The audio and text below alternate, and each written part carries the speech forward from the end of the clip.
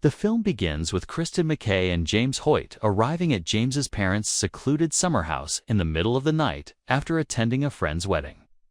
Tension hangs between them. Kristen has just rejected James's marriage proposal. Not long after they settle in, they hear a knock. When they open the door, a young blonde woman stands there, her face partially hidden in the shadow of a burnt-out porch light. "Is Tamara here?" she asks. They tell her she has the wrong place, and she quietly disappears into the darkness. After replacing the porch light, James decides to leave for a bit to clear his head and buy cigarettes, leaving Kristen alone inside the house.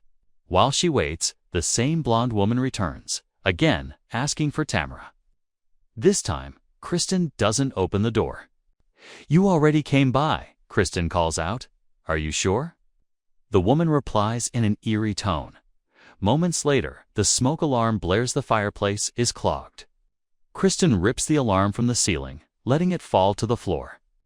Another loud pounding rattles the door. Shaken, she locks everything and calls James, urging him to come home. The line suddenly goes dead. She plugs in her phone to charge, changes into more comfortable clothes, and lights a half-finished cigarette. While she's getting a glass of water in the living room, a tall man with a sack mask silently steps out from the hallway behind her. Watching, without a sound, he slips away again.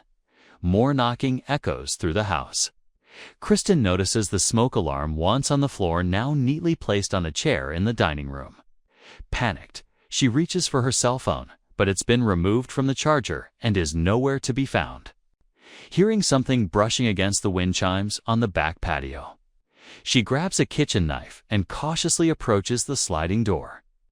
When she pulls the curtain aside, the masked man is suddenly right there, slamming his hand against the glass. She screams and stumbles backward, hitting the record player, which causes it to loop the same line of an old country song. The front door creaks open. Kristen inches closer, and through the small crack, a woman wearing a doll-like mask slowly peers in.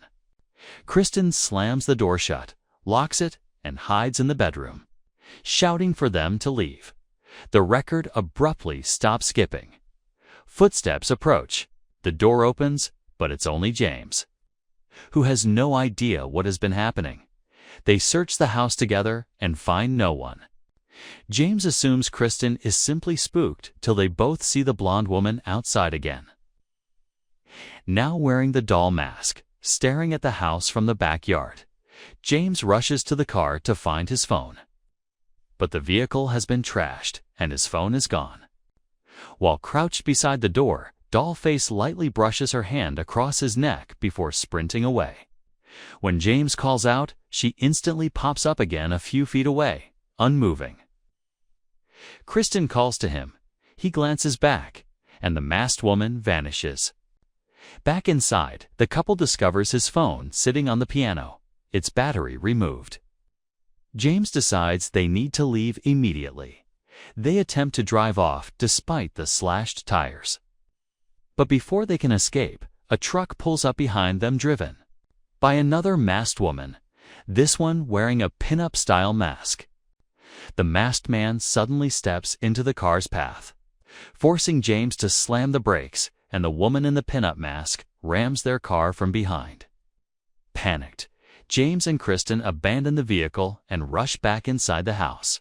In the bedroom, they discover a shotgun and shells and the word hello smeared repeatedly across the window in red paint, clearly left by their tormentors. Armed with the gun, they move toward the front door just as the masked man begins chopping through it with an axe. They shove the piano against the door as a barricade. James fires, but misses. The two retreat to a room down the hallway, positioning themselves with the shotgun aimed at the doorway. Around this time, James's friend Mike, who James had called earlier, arrives. A rock is hurled at his windshield as he pulls up. He enters through the backsliding door, confused by the blaring country music and the wrecked interior. As he cautiously walks down the hallway, the masked man silently appears behind him, raising his axe. Right as the music cuts out, Mike steps into the doorway. James pulls the trigger. The shot hits Mike in the head, killing him instantly. Only after a tense moment do James and Kristen realize the horrifying mistake they've made. To taunt them, the stranger's painkiller on the back door. Determined to get help, James heads to the barn to use the old ham radio. Outside, he spots the pin-up masked woman emerging from the barn. He tries to shoot from the ground, but the sack-masked man charges from behind and tackles him. Inside the house, Kristen senses the masked man's presence and bolts outside toward the barn. She trips, injuring her ankle, while the pin-up woman stalks her across the yard. Kristen reaches the barn and frantically tries using the radio, but pin-up girl smashes it to pieces. Kristen drags herself back toward the house. Dollface, now, sits eerily on the backyard swing set while pin-up girl stands motionless by the barn, watching her crawl. Once inside, Kristen realizes James is missing, and then the power suddenly cuts. The sack-masked man walks in through the front door. Kristen hides in the pantry as he prowls the living room. After he leaves, she slowly reaches for the pantry, door only for Dollface to appear through the slats and smash it open. Dollface pauses when she notices Kristen's engagement ring. Kristen bursts from the pantry while Dollface idly spins a butcher knife across the counter, mocking her. Moments later, the masked man drags an unconscious, beaten James through the doorway by his shirt. Kristen flees to the bedroom, but the window won't budge. The lights flick back on, and she tiptoes into the hallway. As she peeks around the doorway, the masked man lunges forward, slamming her head into the wall.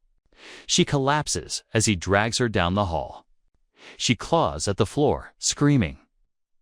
Before the screen fades to black, when the scene returns, morning light fills the living room. Kristen and James are tied to chairs, Kristen now dressed back in her wedding reception gown. She sobs, asking, "Why are you doing this?" Dollface responds with chilling flatness, "Because you were home." The trio remove their masks, though the camera never reveals their faces, and take turns stabbing the couple. When finished, they leave in their pickup.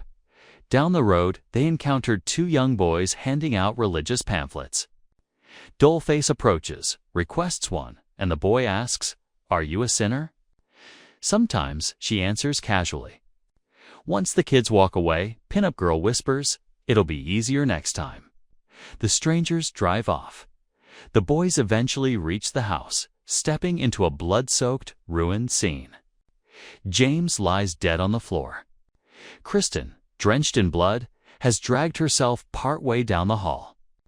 As one boy kneels beside her, she suddenly grabs his arm and screams. And the movie ends here.